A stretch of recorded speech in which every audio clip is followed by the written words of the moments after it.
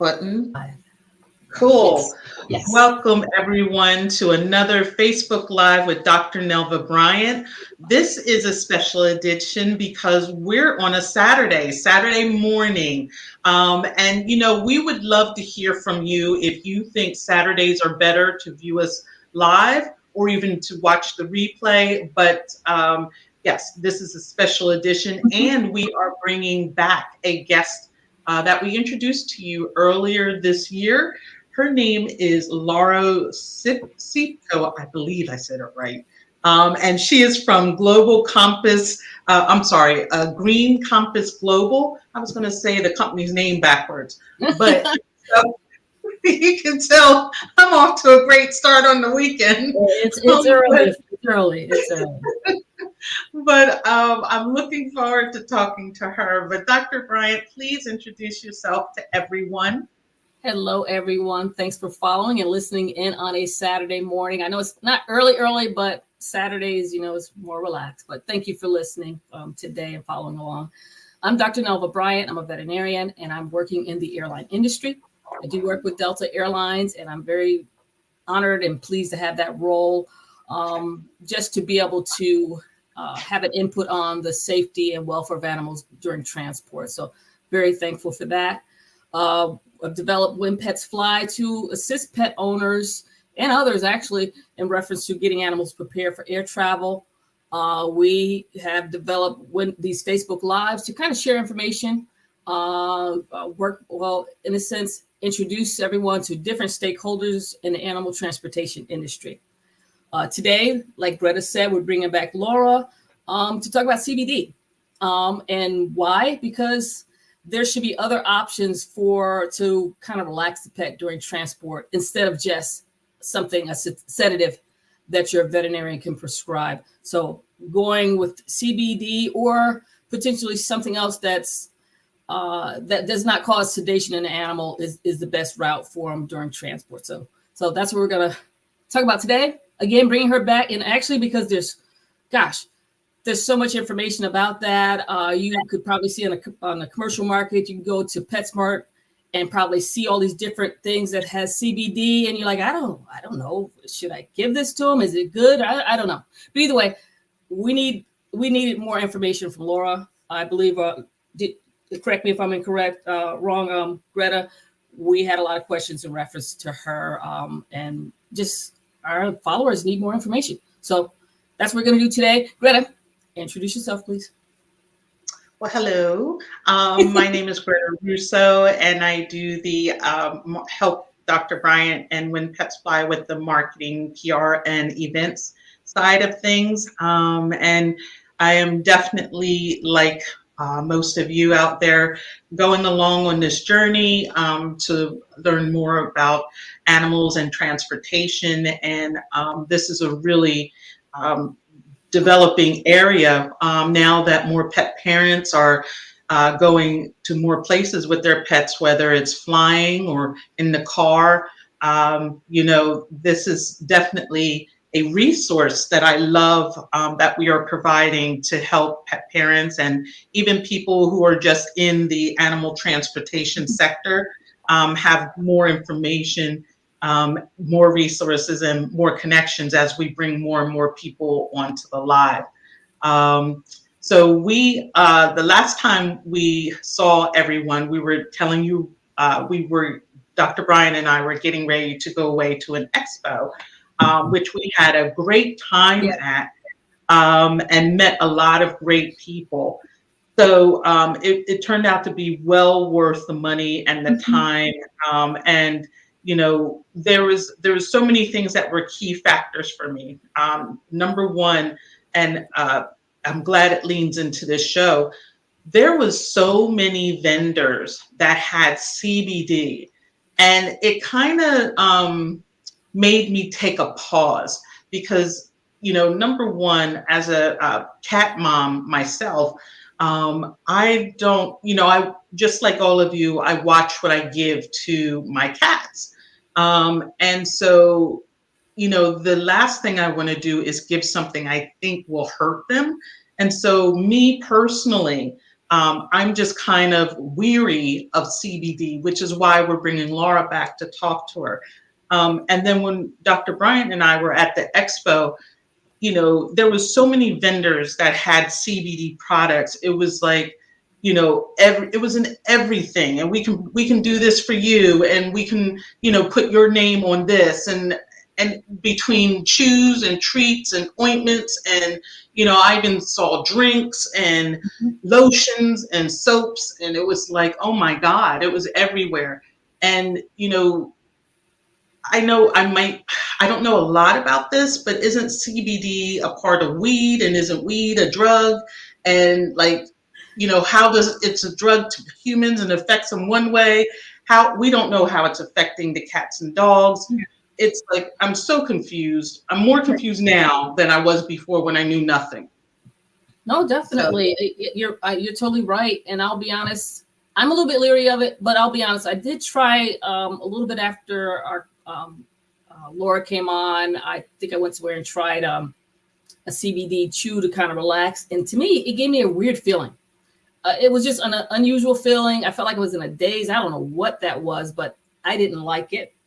So I don't know. I don't really, honestly, it makes you wonder, what did I really take? What was that CBD? Was that THC? What was that? I don't know, but I am leery about it too. I just wonder how they know, since it's so new, how do they know that the impact it's having in animals? I mean, what scientific basis on that do they have? Because again, there's a lot of folks just has this for pets now. And how do you know it's doing what it's supposed to be doing? So just more questions for Laura would be great today. Maybe, I'm sure with her background, because I believe she is a pharmacologist by training, and she, correct me if I'm incorrect, but she has the knowledge and the knowledge base and scientific background to probably share more information than most that we saw at that expo and everything. So. Right, absolutely. And that's why I love speaking with Laura, because she's talking to all of us from a scientific background, just like you said, and not just a salesperson trying to, sell the next snake oil. And, and the thing is like, because this is so new, I wish there was almost like what we're doing. I wish there was a place that just broke down the facts, so that pet parents knew or know, they'll read it and then make their decision. But these are scientific facts, and someone finally told me, and I'm not being sold something. So if that makes sense. Oh no, I think it does perfectly make sense. Again, everyone wants to do the right thing for their pets, even for themselves. You want to do the right thing and really not be, as you're saying, just sold some placebo, basically, potentially it could be. So you want to know scientifically what's going on, and the research has gone within it and everything. So I think Laura's going to be the perfect one to share that information with us today. Yeah, absolutely. And, even I think the fact that we're bringing her back, she'll have a certain amount of people will have a comfort level with her, because everyone watched her video before, and I think having her back will be a little bit more comforting than if we would have brought somebody new in, and now we've got a whole other person sharing the same information. So at least people have a track record with Laura and all that good stuff. But other than that, I had a great time at the expo. And lots of interesting people. It's funny, we had first of all, I want to say that to Scotty, the owner of Pet Express, thank you so much. He gave us one of his crates, which was a perfect example of a airline compliant, IATA compliant, the perfect crate for everyone to buy. If you are looking for a solid foundation, well-built, well-constructed crate, please go out and purchase a crate from Pet Express for your cat or dog, and they have all the sizes you need to fit your cat or dog, or any animal you'd put in a crate for a trip. Yeah. So thank you. Yeah, and the main reason why we went to the expo was to, in a sense, number one, we needed more exposure. I kind of went out on a limb to try something new to get exposure, because for the most part, I share pet travel education, of course, here on Facebook Live, and primarily with the website we have, winpets.com. It's more pet centered, pet owners focused. And what I want to try to do is expand and go to a business level to help and assist and actually consult, so that some of these buyers that supply pet travel crates, or as they say, airline approved crates on the commercial market, kind of guide them on the correct crates to have available for the pet owners during travel. Yeah. Again, Scotty allowed us to use his crate because his is an IATA compliant crate.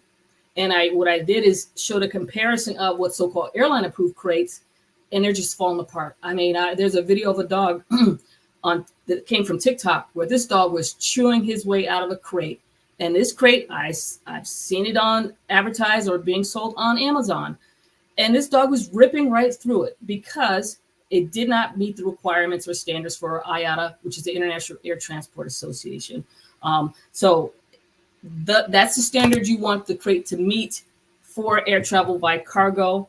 It's sturdy. And again, our prime example that we had available at this time, is Scotty's crate from Pet Express. So thanks again, Scotty, for that. I'm hoping that with this exposure that we're trying to expose ourselves, get more exposure, I'm hoping it also assists you in the process. And thank you for that opportunity. Absolutely. Well, let's bring our special guest on today, Laura, so that we can get this CBD conversation going. Mm-hmm. And let's see, we even have questions from the last time. So welcome, Laura, welcome. Hello, ladies. Thank you so much for having me on today. It's a true honor to be asked to come back again. Mm-hmm. And I will just say that, before we jump in, before I started in this space, I was skeptical. I was confused. And I didn't have any idea what it was all about. So it's been, so I come from a place where you were, and I'm a pet owner too. I have 2 dogs. And so I will do anything I can to keep them as healthy and vibrant and safe and calm as any other pet owner would as well. And just my background is I was with Johnson & Johnson for about 20 years. I am not a pharmacist, but I have a lot of experience in the medical industry. And this is just something that has really grabbed my heart, and I've been extremely passionate about it to really help people and pets with CBD. So thank you again for having me on. Mm-hmm. Oh, you're welcome. I'll read this introduction for you, and then we will get this conversation started. Now, before I read this, I want to ask first, is it Sciepko, your last name? Okay, perfect. Laura Sciepko is a master director at Green Compass Global. She advocates and educates about the power of CBD and hemp wellness for overall health and wellness for people and their pets. Coming from almost 20 years of experience in the pharmaceutical industry, she understands the importance of education. Her passion is to open the door to conversations about the benefits of hemp and educates about how hemp works, how it helps, and the key criteria consumers and healthcare wellness providers should understand prior to using any hemp CBD product. Everyone, please help me welcome Laura Sciepko.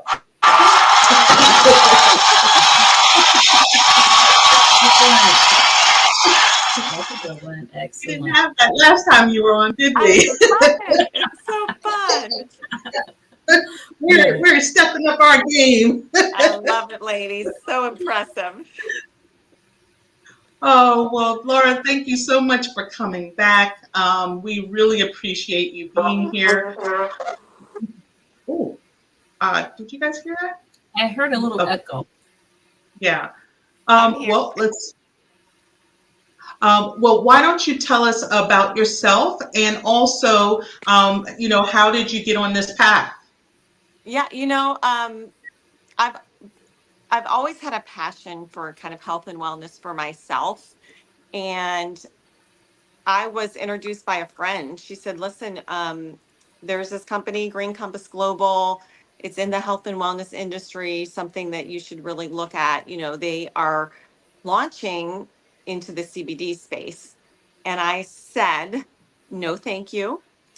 All I know about is CBD is I just see that you can get it at gas stations, and I don't want to be associated with weed. I'm a professional. I said, Right. I'm a professional, and this isn't something I want to be associated with. But I did take the time to take a look because I trusted that person to really understand it. And then once I kind of understood that it wasn't a drug and it wasn't weed, and really the background behind it, then my eyes opened to the power of what it can do if you have a clean quality solution. And that's Yes. the key behind the whole thing, is if you have the right products. But I was confused. I didn't understand how it could be legal. I thought it was weed, and it's not. So if you want me to, and I want you to obviously drive this discussion, but if you'd like me to, I could kind of give a quick explanation of the difference between the two. I know I did on the last. I think we I need think another. that's important. Yeah. Yeah. So Okay. could you tell us, like, what's the difference between weed, hemp, and CBD? And I think one time you mentioned THC. Like, what is all that? Yeah, yeah, that's exactly where I was. So, it's very interesting. So, hemp, the hemp plant and the marijuana plant, they look the same, right? They smell the same, but they don't act the same. So you have marijuana that has high levels of THC, and that's what gets people a little kooky, right? That's what gets them high. So that's the most really abundant property in in the marijuana plant. And then the hemp plant that looks really just like the marijuana plant, it's a cousin of the hemp plant, of the marijuana plant, and it is abundant in cannabinoids but very low in THC. So cannabinoids are substances in the hemp that really help with your health benefits. Very minimal THC. So that's anything that comes from the hemp plant is not going to get you high, because it has that trace amount of CBD. So that's where trace amount of THC, excuse me. So that's where CBD is sourced from, is from the hemp plant. Okay. So hemp, though, when we had the war on drugs, years ago, hemp was really bundled in with marijuana. And so that's how it became illegal. Okay, so the hemp plant for thousands of years prior to the war on drugs was used medicinally, because it's plant-based medicine, right? You hear about plant-based medicine. We have our essential oils, all of those things, but it was bucketed in with marijuana. So that's where it kind of got that name of that it's weed, it's hemp. People are confused. And please pause me if you have any questions. No, Okay. I'll just say I get it.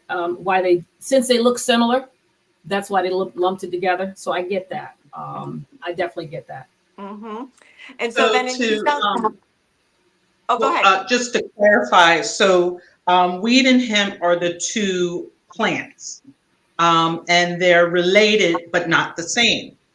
Weed has the THC, which is what gets us humans high, Mm-hmm. and hemp has low THC but has CBD in it, which is the healthier property.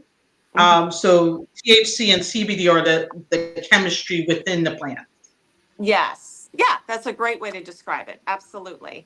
And just to clarify too, for pets, you're not going to, no product should have THC in it for pets. None, obviously, nothing. Now, for a human, maybe a little bit of THC in that product is fine, as far as it's a legal amount. And we can talk about that because I know there were some questions that came in about that. But yeah, yes, you got the two plants. So So you're separate. So then let's just talk about hemp now, right? Because in 2018, then it was legalized to grow hemp throughout every state in the US. So you could grow hemp legally in 2018. If that hemp had more than 0.3% of THC, if that crop had that, then the farmers, to be legal, would have to destroy that crop, okay, if they wanted to market that CBD, okay, because when you get above that 0.3%, that's when they're saying in the body's chemistry, you might start to feel a little high, right? The 0.3% or lower, that's not going to get you high. It's just going to really add to your health benefits, if that makes sense, okay? So in 2018, it was legalized. That is when the market started to explode, right? Because what happened was you see that, oh, wow, this is something that's legal. And there's a lot of investors that got involved because, they saw that there's an opportunity here to really, leverage this plant wellness, make some money. And it's not bad to make money, right? But we want to make money the right way, the ethical way, right? And so that's really when you started seeing it explode, and it's continuing to grow because, consumers are looking for something that's more naturally focused, right? Something more natural. That's where the market's going. So that's where we're seeing the growth, because number one is it's legal. Number two is the way that it works in the body. And there is a lot of research. And if you go on nih.org, and we might have posted this, we'll have to verify if we did. There's a lot of research in how CBD and what comes from the hemp, how it works in our bodies, right? So it works a different way than a pharmaceutical product does, right? And so I'll give a 2-minute, hopefully less, explanation of that, right? Because that's another reason why we had this market explosion. You've got the availability, and then you've got what it's doing in the body and how it's working our body's natural processes. So our body, along with our pets' bodies, any mammal, has an endocannabinoid system. And it spans across your 11 major organ systems in your body. And our body makes endogenous cannabinoids, and CBD and everything that comes from the hemp plant, that's a cannabinoid. So if you think about it, our bodies were created to live off the earth. That's how we were created. And so what happens is as our bodies face stressors, as we face toxins, whatever we're facing, as we age, sometimes those cannabinoid production is disrupted, right? Or we're not producing them enough, okay? So then what happens is you enter this beautiful plant that has these cannabinoids into your body. It works along those systems in your body. And so because this endocannabinoid system is your 11 major organ systems, that's where you hear people saying, oh, I use it for sleep, because maybe you need it for sleep. Or someone says, well, I use it for my discomfort. So it works in your body how your body needs it, which is a really unique thing and kind of sometimes challenging to get your head around. But go ahead. I think Dr. Just a thought with the endocannabinoid system.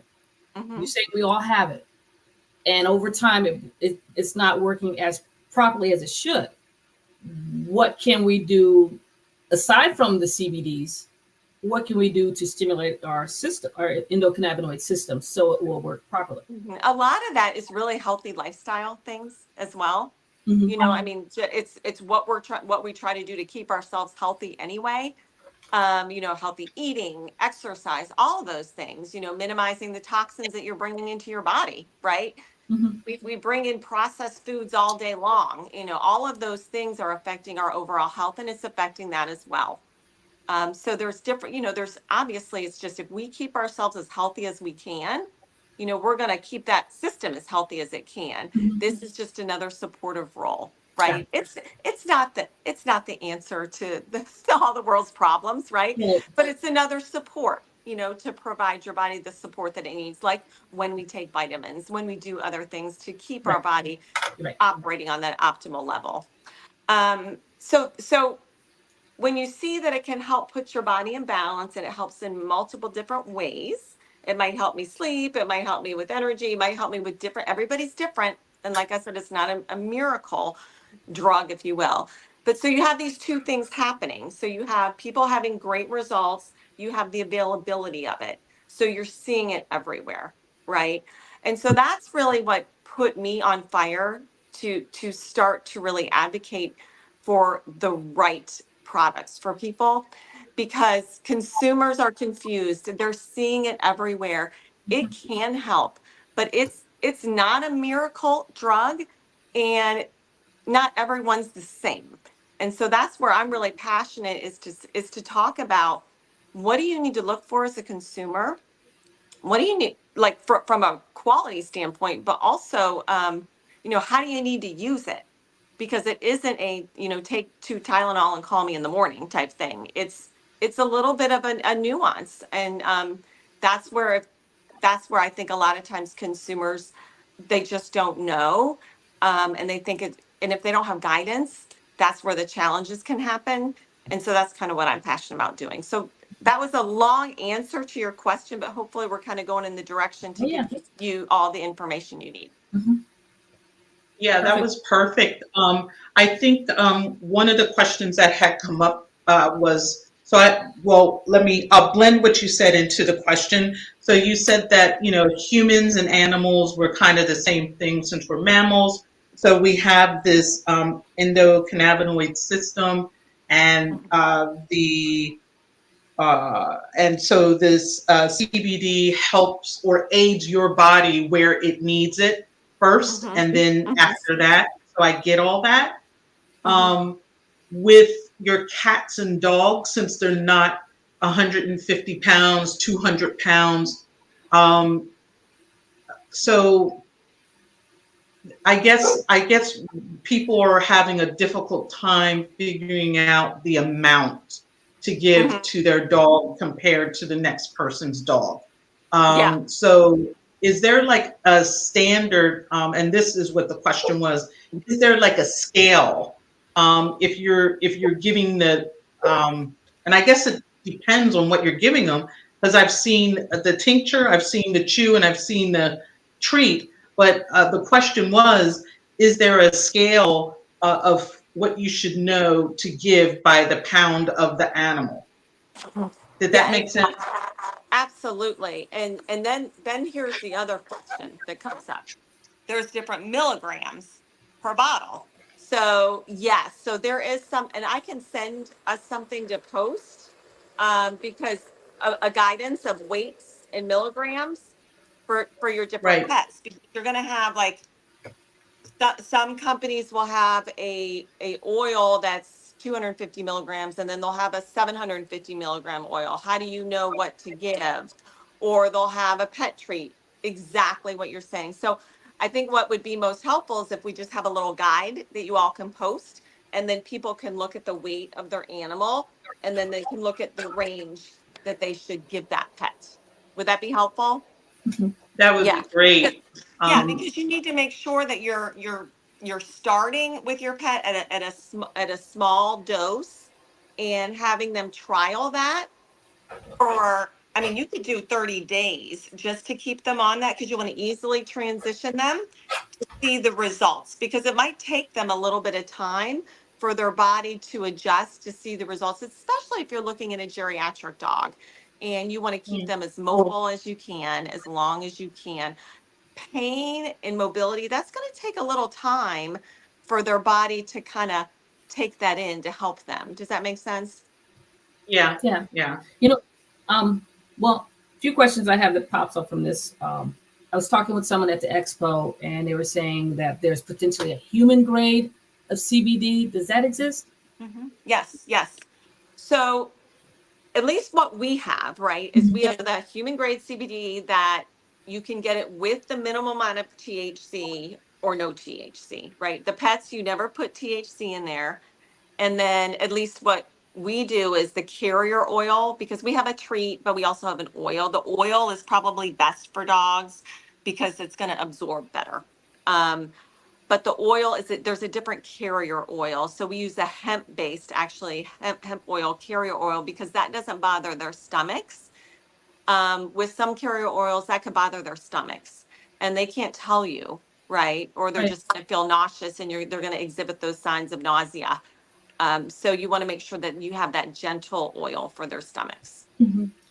Another question too. How will people know they have a gentle oil? Well, that's the thing, Like, is you need to, yeah, so you need to, looking at the label, right, to make sure that the carrier oil is not, that it's not a people oil. You don't want to give them a people oil, bottom line. You want to give them a oil that is targeted just for pets. Is there names they should look for? Well, ours is a hemp, like it's hemp oil. That's the carrier Okay. oil is hemp oil. So if they look for like the carrier oil, our people oil is coconut oil. We're not going to use that on them. We're going to use the hemp oil on them.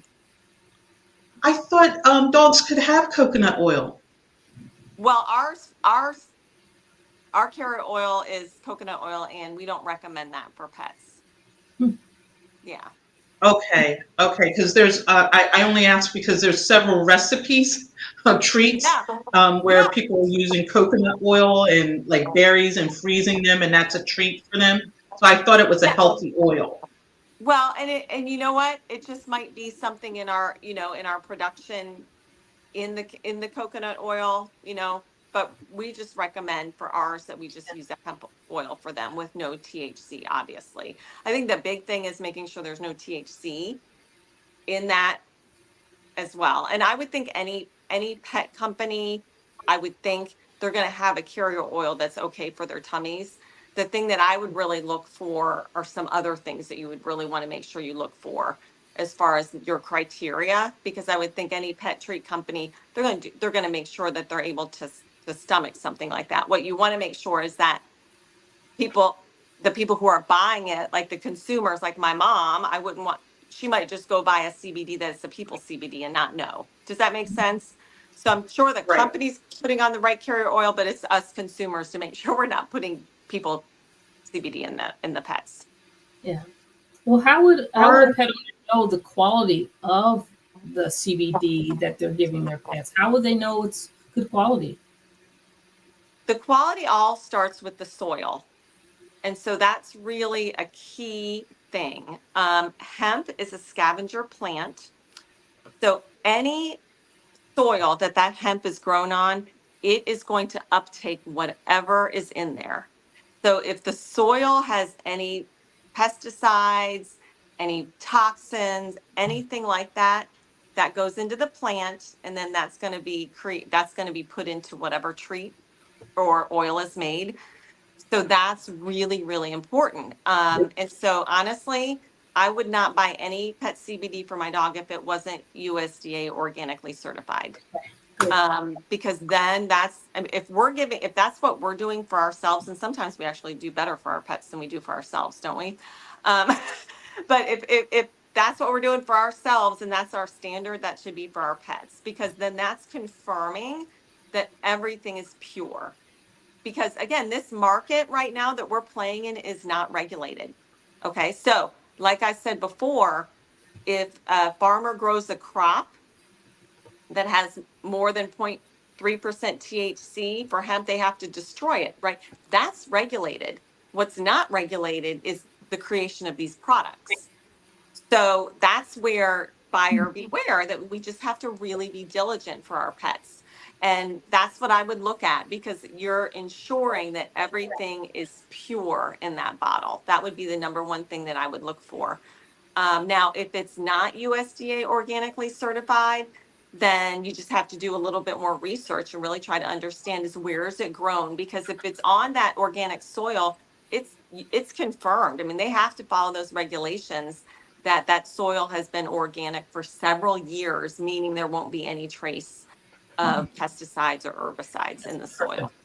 Mm-hmm. And that's true for your company, correct?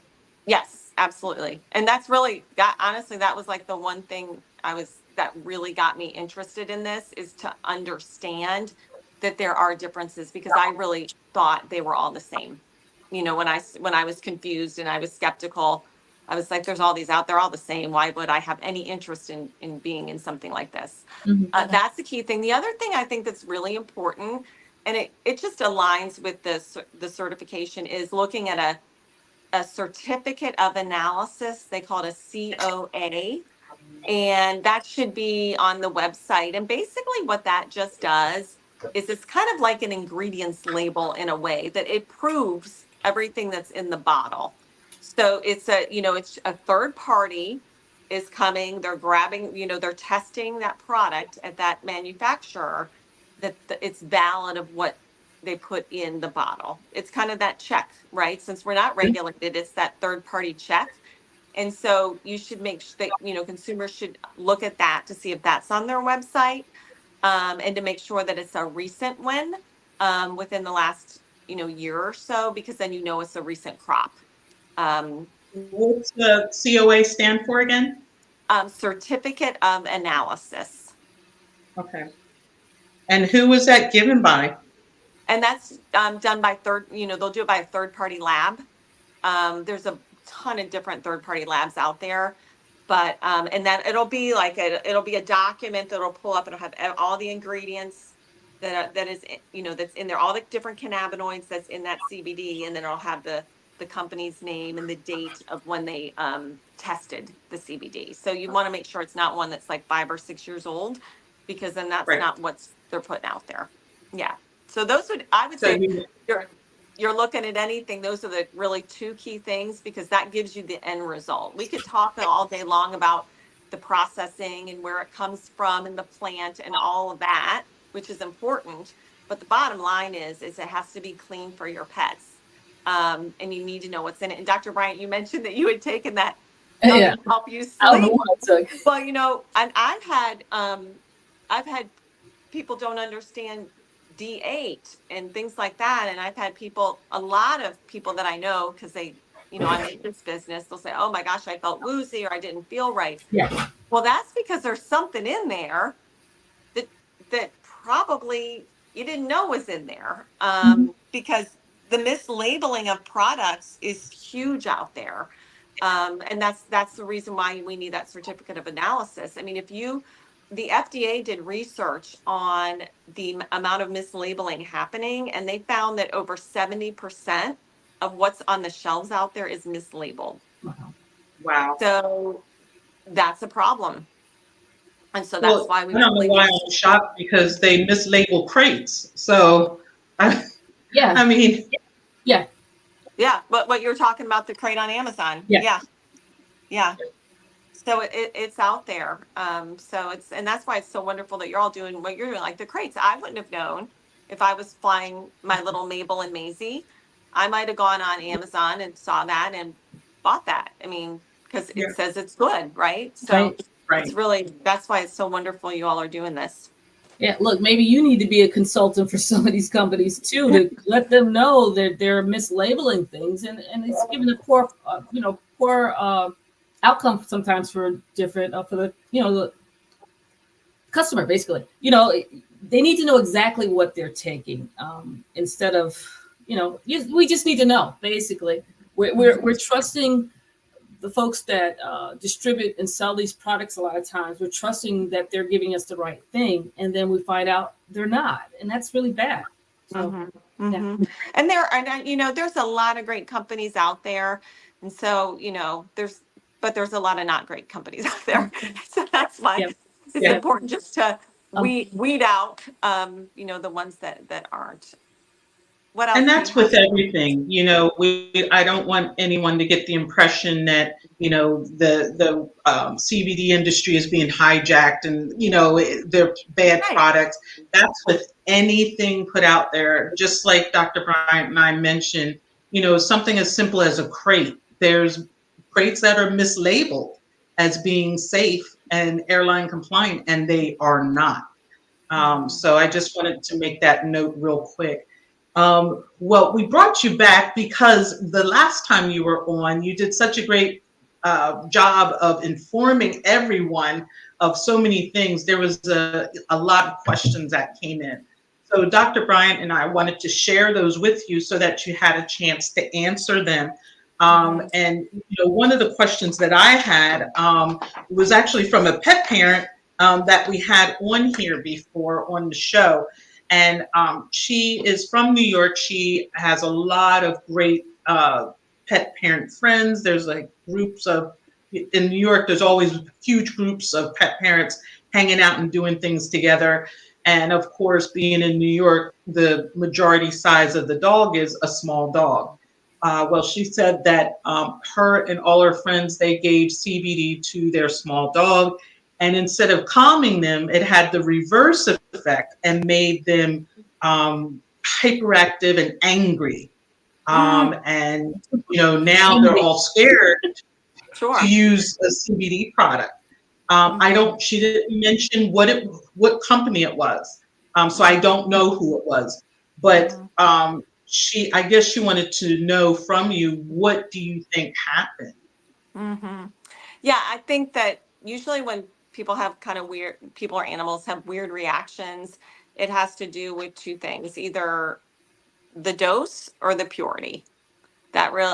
So, usually when when you have a high dose of CBD, maybe something that is above what someone needs, there's not usually a major adverse reaction. It's usually can cause nausea, it can cause drowsiness, lethargy, but sometimes the purity could have to do with, who knows how pure it was. But what I would say is it's either the dose or the purity. And sometimes, it's not like the more you give, the better you're going to do. So, even with someone that's a 250-pound male, I'm not going to say, take double what I take, right? So it really has to do with starting with a small dose and getting your pet's body used to that dose and keeping them on that dose, for a few weeks to see how they do. That's typically how you want to do, especially a small pet. I mean, a small pet, you might just need to use a few little drops in their food. So it definitely could be the dose, and it could definitely be whatever's in it. So that would be my answer. I would think, because most pet owners think, especially for something, say their pet has anxiety, they figure if the more of the doses, the better calming for the animal, and they're not thinking that potentially they could be overdosing them with it. Again, they might think the more the merrier, but it's going to have a negative impact on the pet based upon its size and everything. So follow the dosage basically is what they should do, from what you're saying. Follow that. Absolutely. And just leave it alone. Leave it alone from there. Yeah. Well, what I'm hearing as well is this isn't it's not the drug where it's not like morphine, where you give it to them and it's like immediate, calming them down. It's more like something that needs to build up in the body. So that's what I'm hearing from you, that this is not an immediate reaction type of drug. It's got to build up in the body and get the body used to the effects of it before we will see the effects. Is that true? That is primarily true. However, sometimes some dogs will have that, or cats will have more of an immediate reaction in a good way, right? It might calm them. So for example, if you're going to work and your dog has anxiety, right? Separation anxiety or what have you. Making sure that they get their CBD maybe an hour before you leave, so it starts to kick in, is a good thing to do. But if you're a pet parent and you're considering, hey, I want to put my pet on this, the expectation that it's going to work right away you're correct, Greta. You can't have that expectation. So you need to really put her or him on a little journey, so their body's used to that. And if there's fireworks or something, you might be able to up that dose that night a little bit, but you're not, say that you're giving them one treat. Let me give you an example, a day. You're not going to give them 3 treats on the 4th of July. Maybe you give them a treat and a half on the 4th of July if you think they're going to have a little extra anxiety. Does that make sense? Yeah. I think that's perfect you saying it. And I think also people are under the assumption that it's going to almost be similar to if a drug that a veterinarian might prescribe. If I give them trazodone, which is a cause of sedation, if I give them that, my dog is going to be zonked. And I think they're expecting kind of for him to be zonked after taking something like that. And if it doesn't happen, they're like, well, he needs more. He obviously needs more, right? Yeah. So Right. Yes, exactly. And it's more, and you don't want them zonked, right? You want them calm, right? You want them calm and to feel good, not to feel like zonked. I mean, maybe you do. I don't know. Depending on how crazy your pet is, right? Yeah. So out of the different forms, this was another question. All it says is the different forms. So I'm assuming they mean the tincture, the chews, and the treats. I don't know of any other ones. Their question was, which one do you recommend as the best one to give for calmness? The oil is ultimately the best because it absorbs the best. And so obviously with the absorption, that means it's going to work. So, and that can be sprinkled on top of their food. My girls, literally, I open the oil, it's the tincture, and they run to it. So they like me to drop it right in their mouth. But some pets are more finicky, right? So you could just put it on their food. But that's the best option. Putting it into water or anything like that, I would put it in their food to make sure that they're getting it, because the water, it could just kind of go everywhere. Yeah. Does that help? Okay. Yes. Yes, Okay. it does. Dr. Bryant, I think you brought up a question. Yeah. Is this human grade CBD or something special? No, that's not it. Hold on. No. Let's see. Well, I got If it. I remember, how does this, if CBD is allowed here, can you take it to other countries? Because the person who wrote you was, yeah, they were thinking about Canada. They're going to Canada for their trip. So it's interesting. The blanket statement is you should be okay, right? But so CBD is legal here, right, in the U.S. So you should be fine state to state with TSA. Definitely, obviously with a pet CBD, there is no THC in it, so that should be fine. The THC is the key issue that TSA has, right? Now in Canada, it's widely legal, so people should be fine traveling to Canada. CBD is widely legal there. Asia, it's not widely legal, so that's another issue.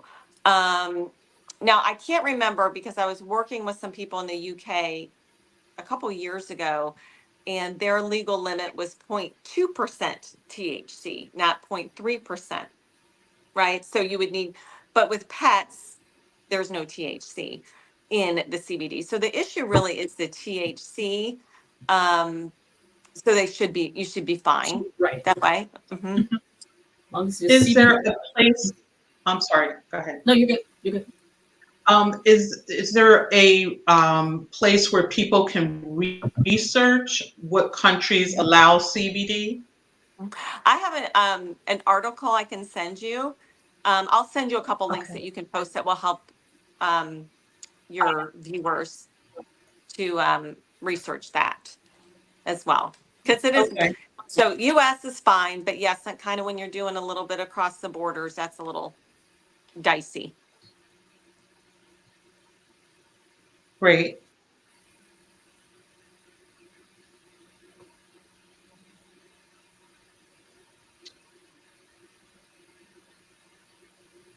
No, I'm looking over some of the other questions you have here too.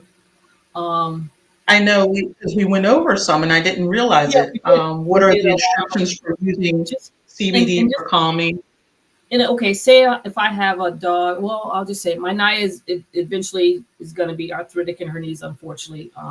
So if I want to use CBD for her to have an effect, not for calming, but for the effect of relieving any joint pains or what have you, how long do you think she needs to be on it before we can see a noticeable change? Yeah, I would say 30 days. 30 days? Yeah, I would say 30 days is when because I like to set expectations low. And because every dog's different. But again, pain and mobility are always more of a challenge. You think about like, I mean, you know this, right? As a physician, like it took her a long time to get there. Right. So it's going to take a little bit of time to kind of help her bounce back as much as we can, if that makes sense. So that's going to take some time. So I always say just 30 days.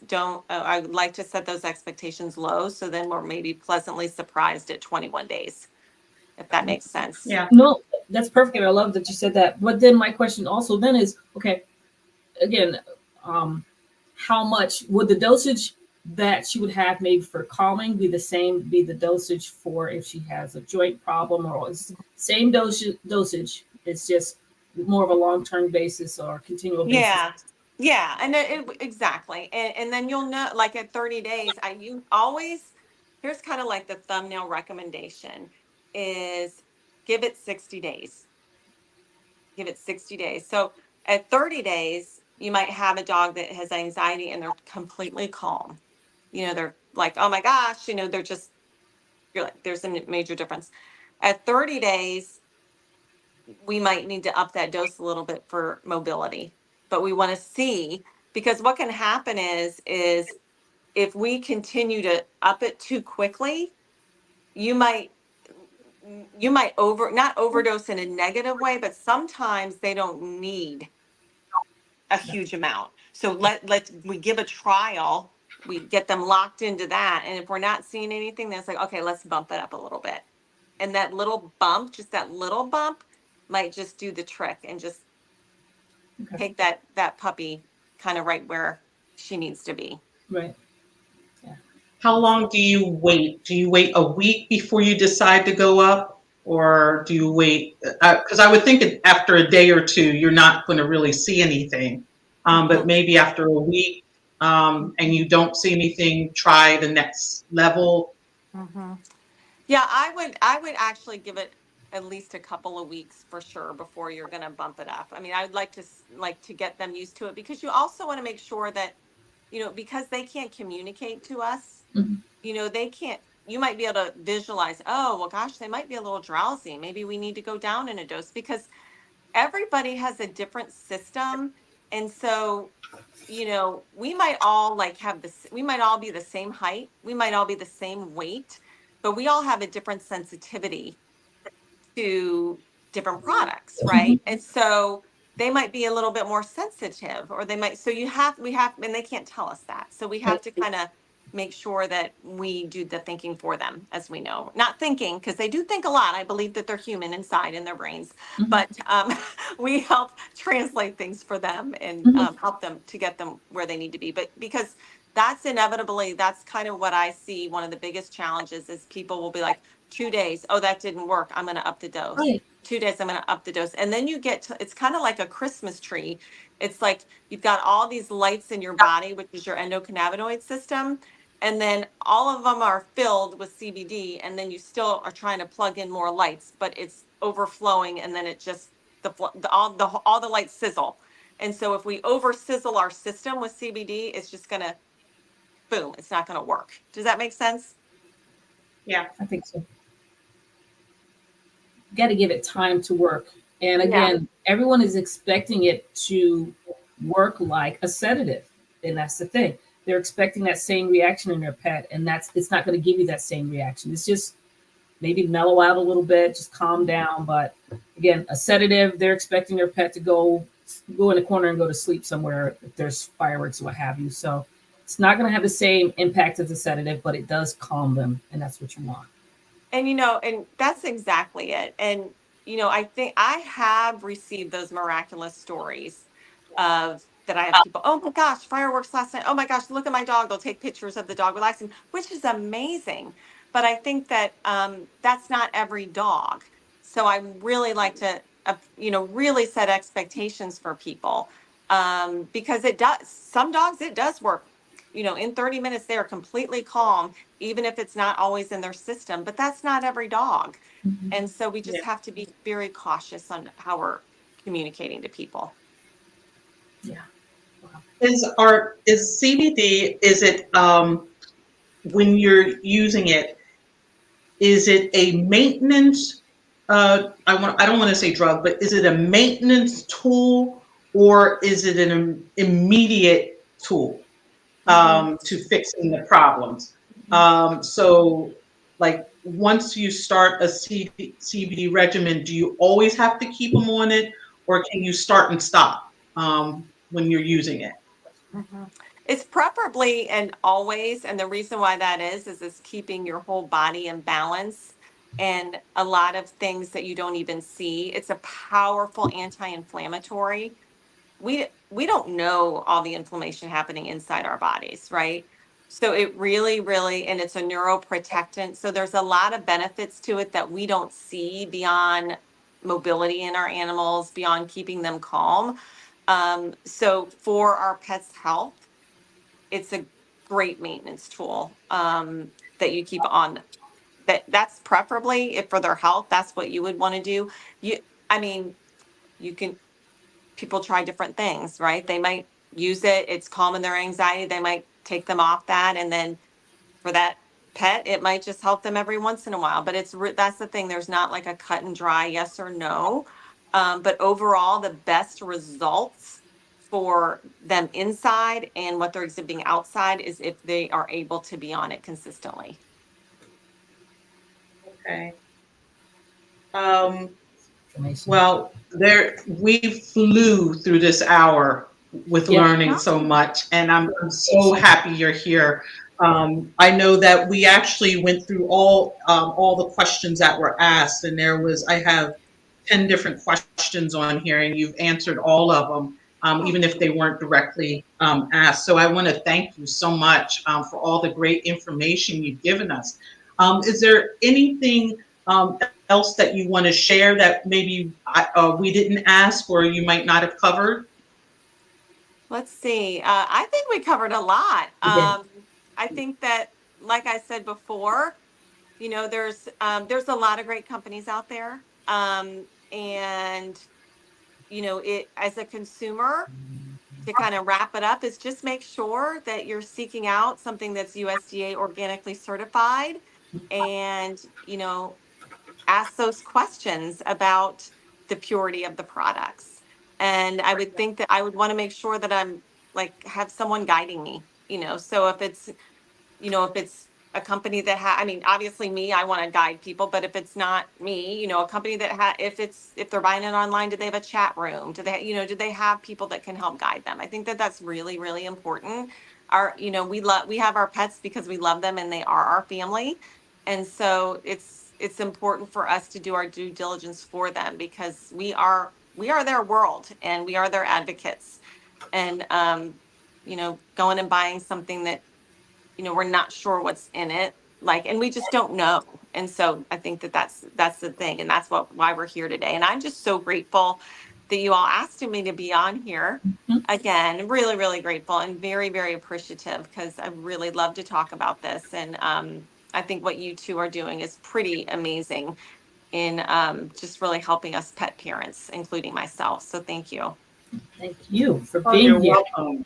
Yeah. So again, USDA, I would say USDA organic certified it must be, and then also you mentioned the COA, right? Yeah, I would make sure that you do that. Yes, absolutely. Then you know what's in it. Yeah. So, absolutely. All right. I mean, honestly, that's a big help. Yeah. Thank you. There's a lot of key gems that came out of this conversation. Besides the people should make sure that it's USDA certified, like you mentioned, Dr. Bryant, as well as making sure that on the website there's the COA, so you can look and make sure that the ingredients are pure as they were certified. But also the fact that you mentioned for the best results, two different things. Number one, the oil is best for maximum absorption. And then number two, for best results, it treat it like a maintenance drug, and just take it every day so that it can work on the body and whatever the body may need inside. So, you know, it seems like, you know, when you have a good company with a great product, there's that you can find comfort in what it can do for our furry kids. So I want to thank you for you coming on, and also to let everyone know, if you know you want to reach out to Miss Laura and ask her questions directly. Here is all her contact information, and she will be the best guide for you at Green Compass Global. Thank you so much, Laura, for coming back on with us. Oh, no. And thank you so much. And I did have one thing I wanted to say I forgot is that, and it kind of just to go back to the beginning of our discussion, it's that it's, you know, CBD comes from a plant, right? So this is plant wellness. And so you don't need to be skeptical of the plant. You just need to do your research on where that plant comes from. That's all. Yeah. It's a beautiful option for our health. And we just need to do our due diligence that that plant was grown well, and you know, and then it was made into CBD in all the right ways. So I really appreciate your time, ladies, and thank you again very much. Oh, you're welcome. You're welcome. So I want to, Dr. Bryant, do you have any last words for No, everyone? no, no. Well, main thing is there's a difference between marijuana and hemp. Hemp is where CBD comes from. And Laura has described everything that we need to learn. And we'll do a little summary. I'm sure, Greta, you'll do a little summary, little clip of something that we can put out there to really clarify it. Because again, there's a lot of confusion. You gave us the information, but we still got confused. So thank you for coming back and sharing. Oh, thank you. It was an absolute pleasure. And enjoy your Yeah, weekend. I left the expo and I was like, I was so actually disgusted because a lot of the products that I saw were like made into like candy, like something you would, like you said, go into the gas station and buy. And I was like, are we really giving that to our cats and dogs? And so it was a little disheartening to say the least, to see all of that because you know this isn't a treat. It's not candy that we're giving our kids, and we certainly don't want to harm them with something that was added to made a little extra sweet or something for them. So. Excellent. Well, Well, thank you again for joining us. If any of you have more questions, please reach out to Laura. She's fantastic and will take her time to explain everything to you.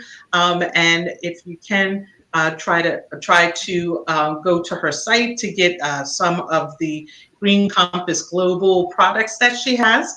And you know, let us know what's going on, and maybe we'll even bring Laura back again so she can go over this one more time with all of us. Yes. Yes. It would be an honor. Thank you, everyone. Well, have a great weekend and enjoy your Saturday. Yep. Bye-bye. Let's see. I turned it off. Let's see if.